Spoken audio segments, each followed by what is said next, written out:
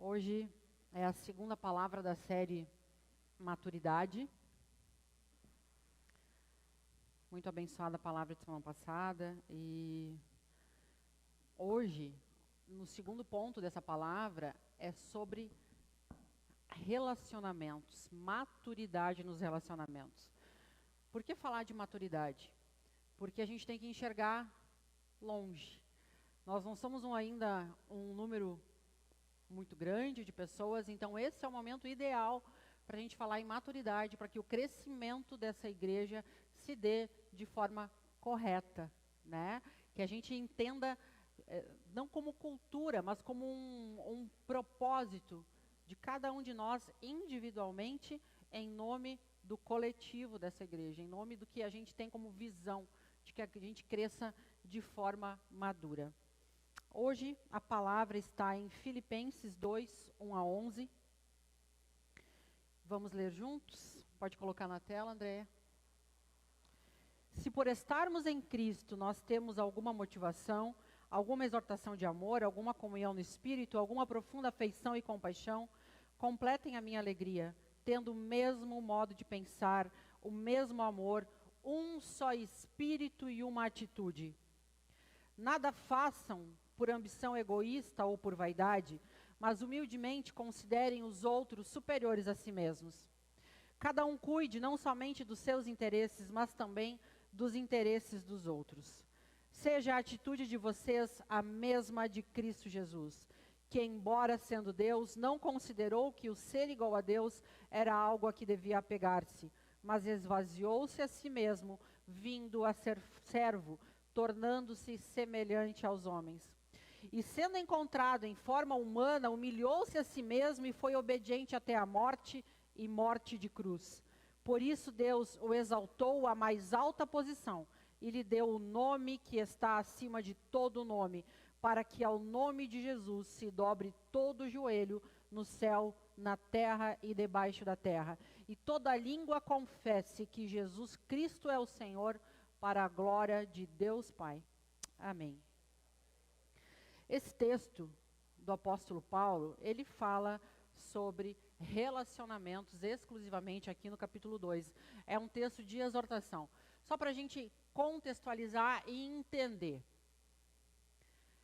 Paulo plantou a igreja em Filipos, na Macedônia, na sua segunda viagem missionária. Isso você pode ver lá em Atos dos Apóstolos, capítulo 16.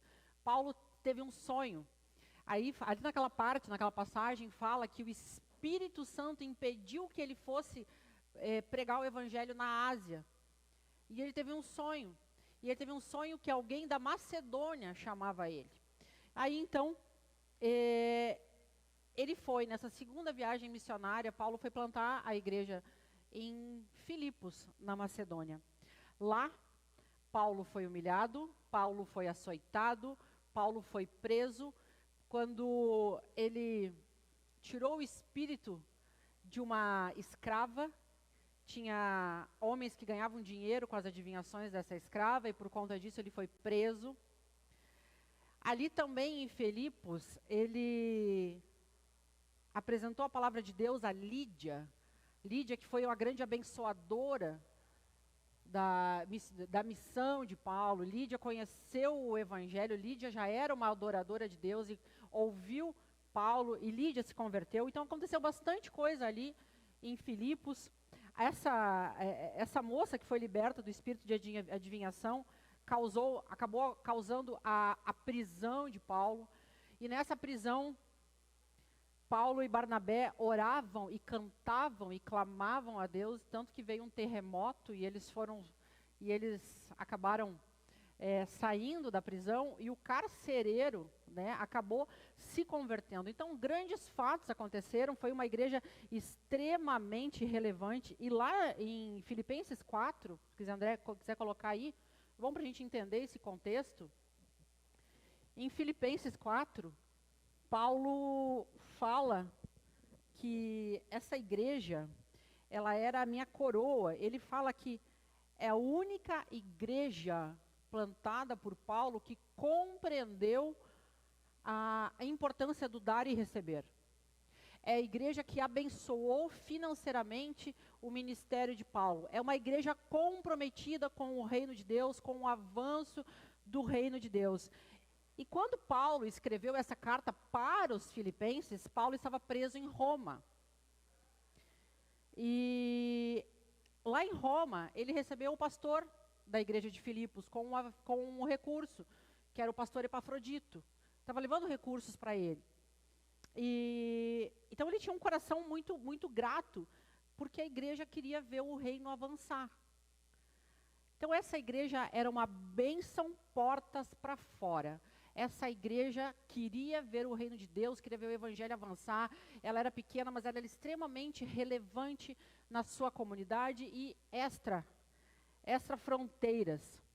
Mas essa igreja, que era uma bênção porta para fora, essa igreja começou a dar sinais de imaturidade. E isso começou a ser uma grande preocupação para Paulo. Ele estava preocupado com o crescimento dessa igreja. O crescimento, e esse problema não era doutrinário, não era problema do conhecimento da palavra de Deus. Paulo tinha deixado raízes fortes ali, firmes. A igreja começou a ter um problema porta para dentro. A igreja de Filipos, que era extremamente relevante, começou a ter um problema de relacionamentos, problemas de maturidade, desentendimentos. Só para vocês terem uma ideia, lá em Filipenses 4, 1 e 2, ele fala de duas mulheres que eram líderes e começaram a se desentender. Tanto que ele diz, portanto, meus irmãos, eu rogo a Evódia e Sintique que vivam em harmonia no Senhor. Se vocês começarem a se desentender, nós não vamos muito longe. Ele fala um pouquinho antes, portanto, meus irmãos, a quem eu amo e de quem eu tenho saudade, essa igreja era especial para Paulo. Vocês que são a minha alegria e vocês são a minha coroa. Permaneçam firmes no Senhor. Eu rogo a Evódia e Sintique que vivam em harmonia no Senhor. Evódia e Sintique não conseguiam mais caminhar junto. E isso comprometia as bases daquela igreja. E Paulo estava triste com isso, porque elas se esforçaram tanto para que essa igreja crescesse. E enquanto eu falo, vamos fazendo sempre um paralelo e um cuidado com o que Deus quer fazer aqui conosco. Né? Temos grandes líderes nascendo e precisamos caminhar em maturidade para que não aconteça isso que está acontecendo lá em Filipos. Eram mulheres linhas de frente, eram mulheres com a mão na massa, mas que não conseguiam mais caminhar junto. Então, a igreja de Filipos estava sendo ameaçada pela imaturidade dos relacionamentos. No capítulo 1, versículo 27, Paulo traz de novo esse assunto. E ele fala da importância em que a igreja vivesse um só espírito. Não importa o que aconteça, exerçam a sua cidadania de maneira digna do Evangelho de Cristo. O que é ser digno do Evangelho de Cristo? Para que assim, quer eu vá e os veja, quer apenas eu ouça a respeito de vocês em minha ausência, fique eu sabendo que vocês permanecem firmes num só espírito, lutando unânimes pela fé evangélica. Então, a luta da igreja pelo avanço de Deus, do reino de Deus, precisa de unidade do corpo de Cristo. É isso que eu quero ouvir falar de vocês. Era o que o Paulo dizia. Não adianta vocês me mandar ofertas, não adianta vocês serem relevantes na comunidade, não adianta vocês construírem casas, não adianta vocês levarem comida, se aqui dentro vocês não se dão bem, se aqui dentro há problemas de relacionamento. Então,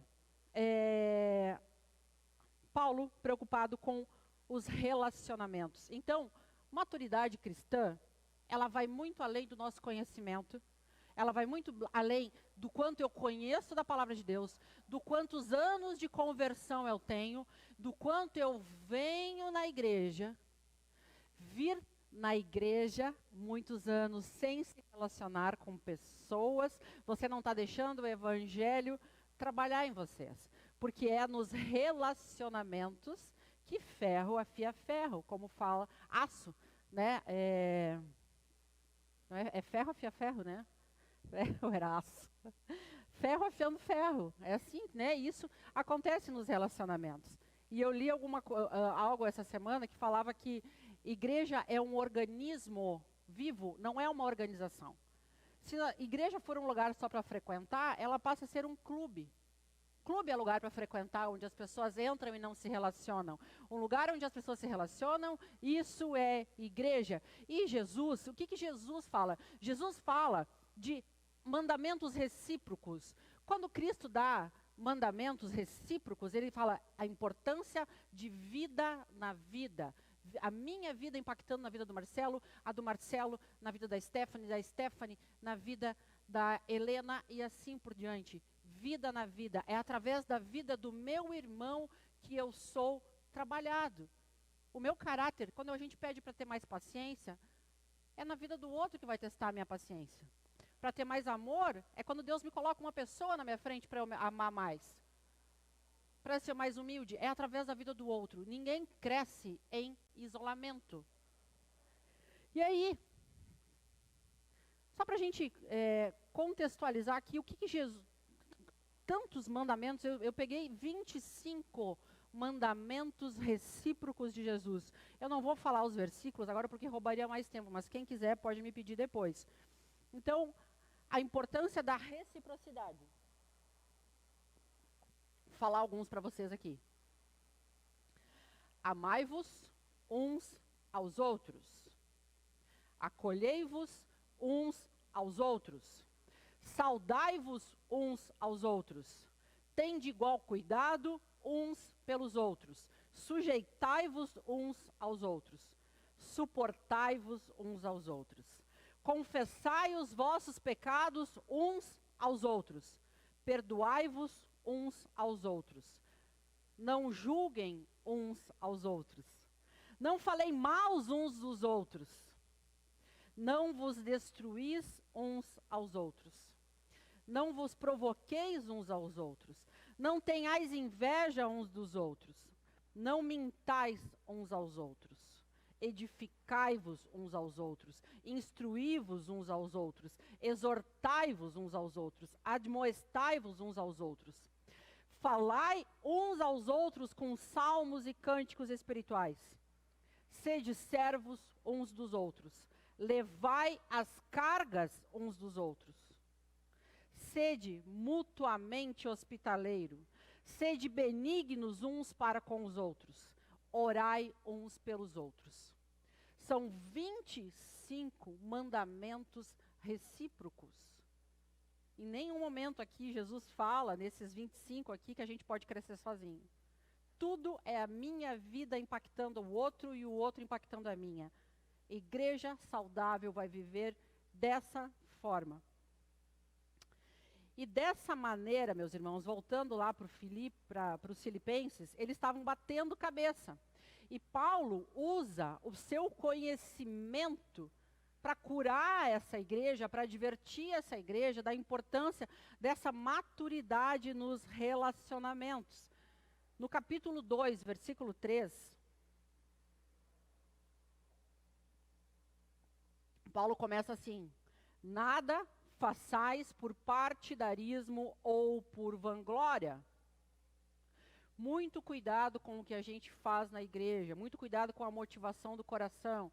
Uma igreja saudável vai crescer com a motivação certa. Essa era uma igreja que trabalhava, que juntava recursos, que era uma igreja ativa, mas a motivação do coração, Paulo tinha que advertir: cuidado, está virando partidarismo. Eu sou de Paulo, eu sou de Apolo, eu sou de Cefas. Se fulano liderar, eu vou. Se fulano liderar, eu não vou. Qual era a motivação do coração? E aqui fala também, além dessa divisão, Paulo fala de vanglória. Vocês querem ser emocionalmente saudáveis? Primeiro, cuidado com o partidarismo. Cuidado com a panelinha. Mas também cuidado com a vanglória.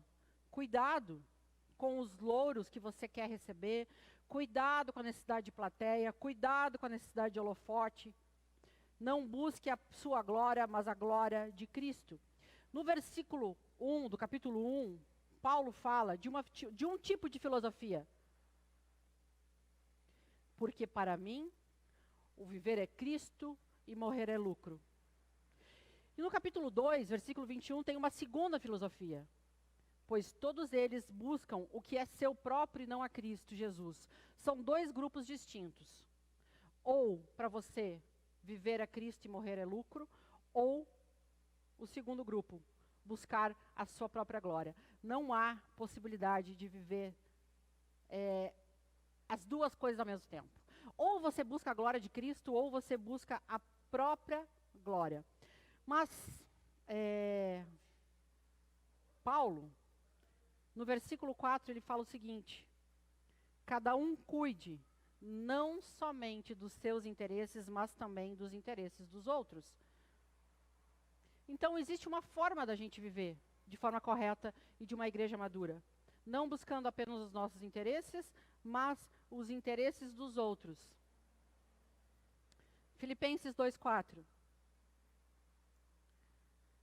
Primeiro,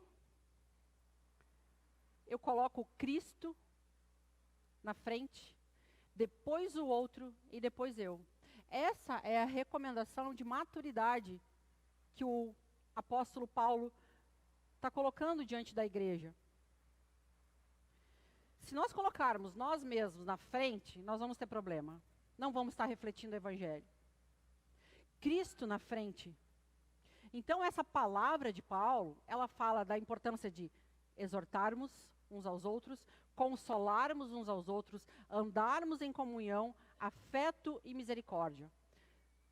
Como seriam os nossos relacionamentos se a gente tirasse isso? Se a gente não tivesse maturidade para exortarmos uns aos outros?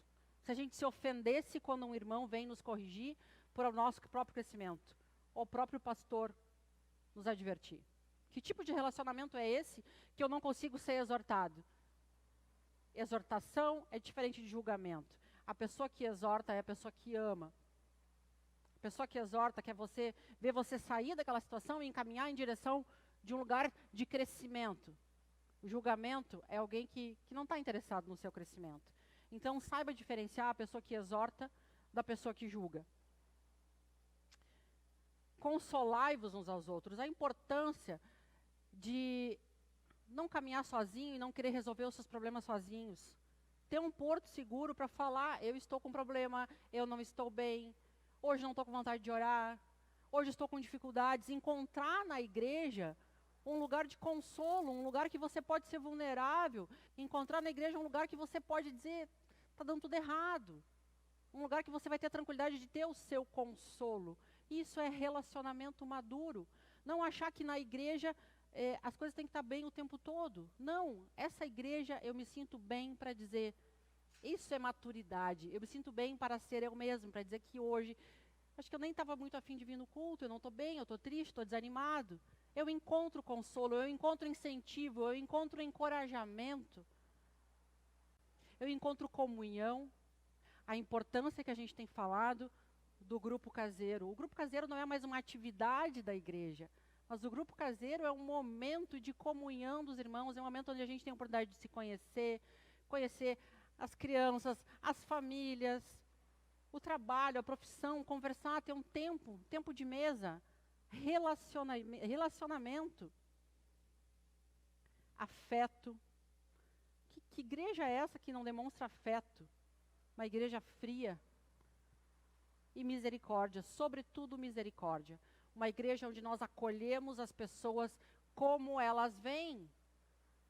Uma igreja que recebe as pessoas. A gente tem pessoas que falam: não, eu sou muito pecador, não posso ir na igreja. Não, uma igreja madura, ela recebe as pessoas como elas estão. É uma igreja que não é religiosa. É uma igreja que em maturidade, ela acolhe as pessoas para levar elas a outro nível de crescimento em Cristo. Mas ela não exige, ela deixa que o Espírito Santo receba as pessoas e vá tratando elas. Mas então uma igreja madura é uma igreja que também recebe com misericórdia. O que seriam dos relacionamentos, o que seria de uma igreja que não tem exortação, consolação, comunhão, afeto e misericórdia? Não é igreja, né? É um clube, é um shopping, é um lugar para frequentar. Mas aí alguma pessoa vai dizer: mas, Angélica, Ah, mas tu não conhece a fulana. Ah, se tu soubesse como é o meu marido tá sempre azedo, tá sempre amargo. Ah, mas se tu soubesse o que a fulana falou de mim, se tu soubesse como os meus parentes são complicados, soubesse como os meus parentes são difíceis de se relacionar, aquela pessoa é um problema. Olha quando a igreja começa assim. Se a pessoa vai de manhã no culto, eu vou de noite. Se a pessoa senta do lado direito, eu vou sentar do lado esquerdo. E aí? Que igreja é essa? Essa é a igreja que Filipos está passando. Crentes batendo a cabeça por problemas de relacionamento. Crentes se evitando. Crentes saindo ligeirinho do culto para não precisar se cumprimentar. Crentes imaturos. Crentes na igreja de Filipos que punem o irmão com frieza e isolamento. Um olhar congelante. Crueldade da punição, de deixar o próprio irmão na geladeira. E aí Paulo diz: tende em vós o mesmo sentimento que houve em Cristo Jesus. Quer resolver problema de relacionamento? Está difícil conviver com algum irmão da igreja? Pois Paulo diz: tende em vós o mesmo sentimento que houve em Cristo Jesus. Está achando difícil dar um bom dia? Está achando difícil cumprimentar? Tende em vós o mesmo sentimento que houve em Cristo Jesus. É Paulo aplicando teologia dentro da igreja. Filipenses 2, 5, 7, a parte toda extensa desse versículo. Seja, como corrigir relacionamento complicado na igreja? Isso talvez hoje você não tenha, você vai passar talvez por uma situação dessa. Quanto mais a gente se relaciona com pessoas, quem não se relaciona com pessoas não tem problema nenhum. Quem vive isolado não tem problema. Quer ter problema? Começa a se relacionar. Seja a atitude de vocês a mesma de Cristo Jesus, que embora sendo Deus, não considerou ser o igual a Deus, era algo que devia se apegar, mas esvaziou a si mesmo, vindo a ser servo, tornando-se semelhante aos homens. Então fala que Jesus não usurpou da função de Deus. O que quer dizer isso? Jesus tinha todo o direito de ser Deus, ele era verdadeiramente Deus, mas voluntariamente, a palavra de Deus diz que voluntariamente Jesus abre mão dos seus direitos, ele se esvazia da glória, ele se esvazia de anjos e querubins adorando a ele se esvazia tanto que ele se transforma num bebê que nasce numa manjedoura. Ele se esvazia tanto para ser humilhado, ser chamado de beberrão, ser chamado de Beuzebu, ser açoitado, ser cuspido, acusado de ser conspirador. Ele abre mão de ser Deus. Ele abre mão de ser Deus. E nós, como igreja, não abrimos mão dos nossos direitos para nós.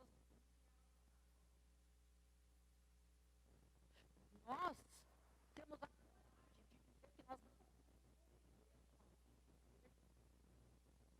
saber que Jesus se diminuiu. E a palavra fala que ele se esvaziou. Não foi esvaziado por Deus.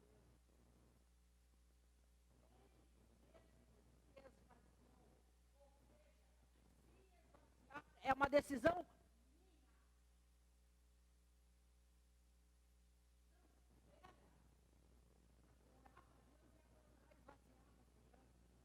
Você precisa voltar.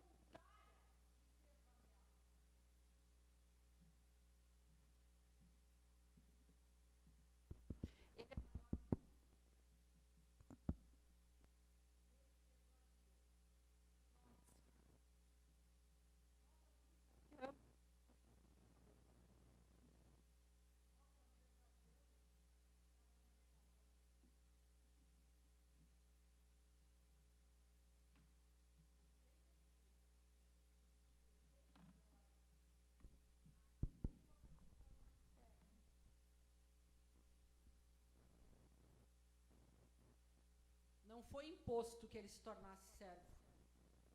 Ele voluntariamente assumiu o papel de servo. Lá em João 13. Jesus estava no cenáculo e mandou que os seus discípulos preparassem a ceia.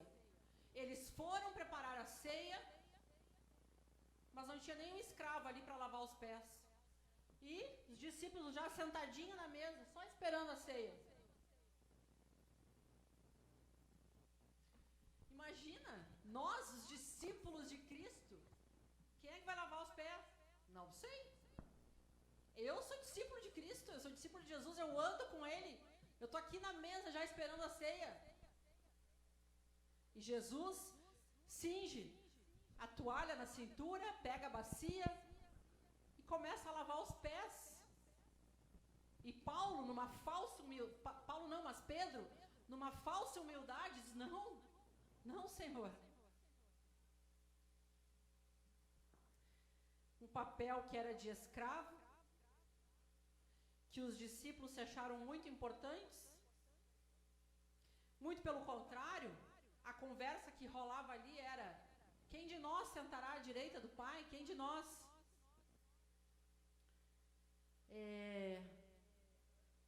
E aí Jesus constrange. Fico só imaginando essa cena de Jesus chegando com a toalha e começando a lavar os pés. Jesus lava os pés de Judas, sabendo quem era Judas. E nós não conseguimos conviver com pessoas. E nós nos achamos no direito de dar gelo nas pessoas, de não dar um bom dia direito. Você já lavou os pés de alguém?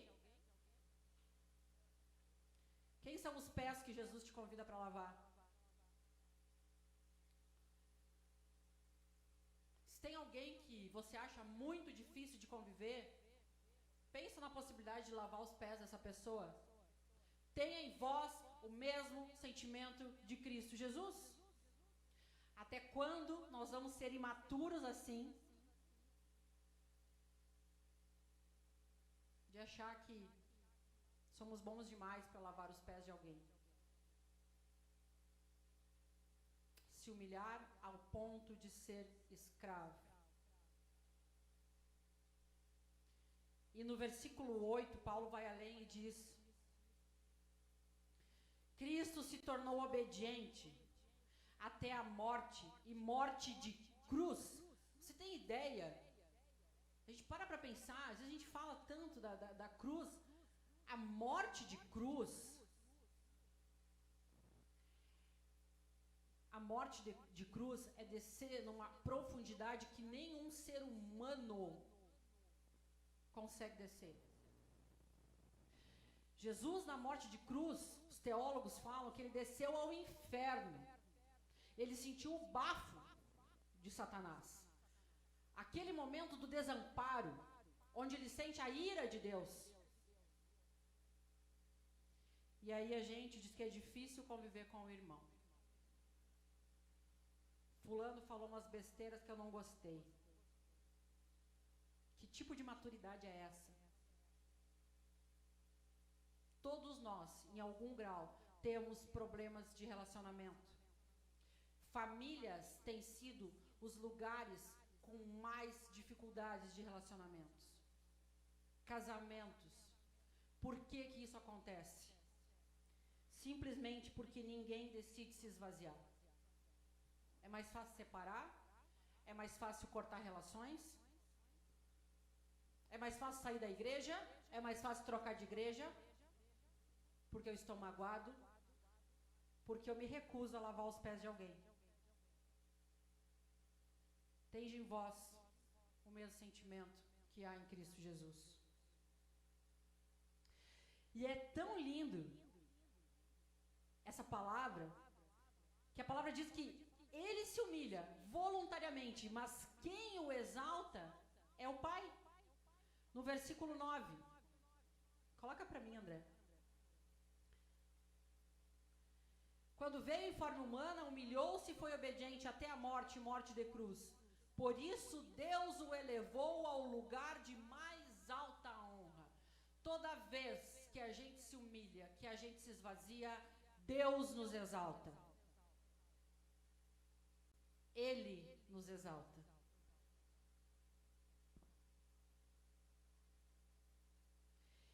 E ele exaltou Jesus de modo universal.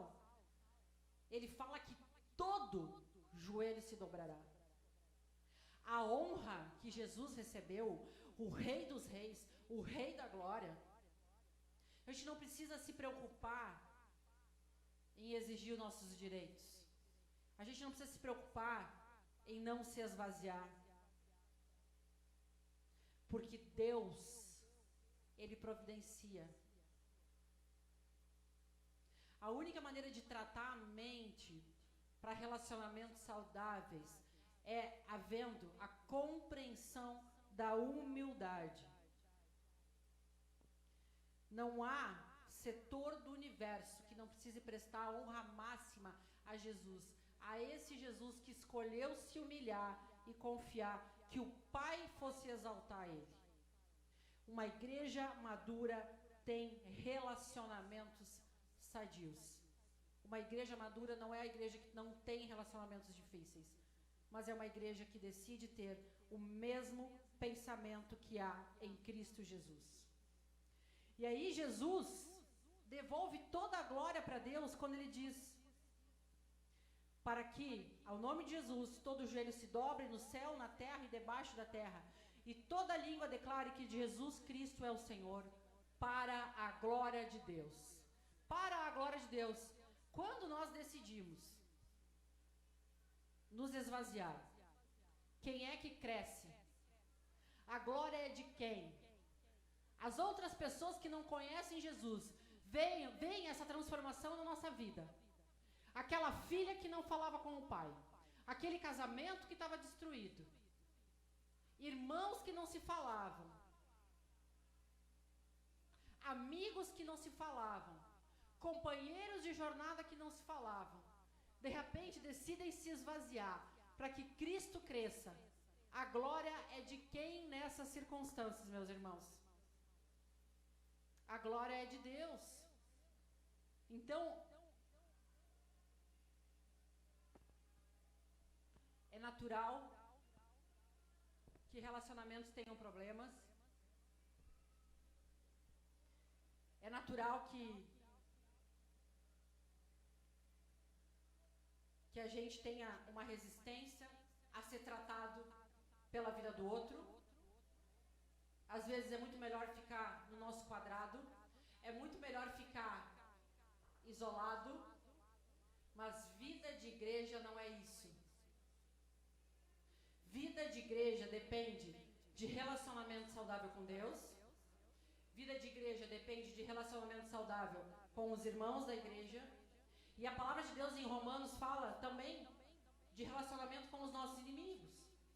Então toda a palavra de Deus fala sobre a gente se esvaziar, sobre a gente se diminuir. E o caminho da maturidade cristã é o caminho de pensar como Jesus. Tende em vós o mesmo sentimento que há em Cristo Jesus. Não há como a gente avançar em grupos caseiros, não há como a gente avançar em outros ministérios se a gente não conseguir se relacionar de forma madura. Sem a gente compreender que Jesus esvaziou a si mesmo e que essa dificuldade de relacionamento que a gente alega ter não tem sentido. Aquele que morreu por nós foi exaltado por Deus. Então, meus irmãos, nós podemos sim renunciar aos nossos direitos, renunciar às nossas vontades, para que Cristo apareça. E eu falo um pouquinho mais adiante, não só de relacionamento da igreja, especialmente de relacionamento com quem não conhece a palavra de Deus. Muito mais ainda, se com relacionamentos entre irmãos em Cristo você precisa se diminuir, imagina com relacionamentos com quem não conhece a palavra de Deus. Você não pode ser um empecilho para que aquela pessoa se achegue a Deus. Muito antes, pelo contrário. Faça as renúncias que você precisa fazer a respeito das suas razões, que Cristo vai te exaltar. O próprio Deus vai te exaltar, especialmente nas relações familiares, que é o que desejo do nosso coração, de alcançar as pessoas mais próximas a nós.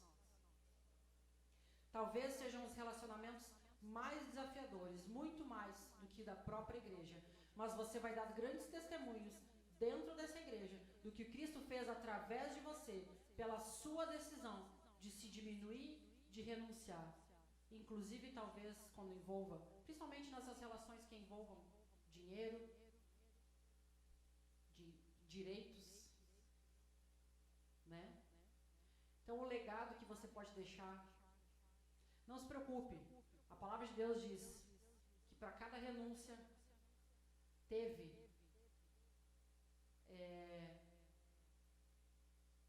uma exaltação de Cristo, onde todo joelho vai se dobrar. Não é nem proporcional, é universal, se sobrepõe. Então não tenha medo de se diminuir. Se você confia que Deus está no controle, se você confia que você tem um pai que cuida de tudo, só seja obediente. Se diminua para que ele cresça. Especialmente nos relacionamentos com não cristãos.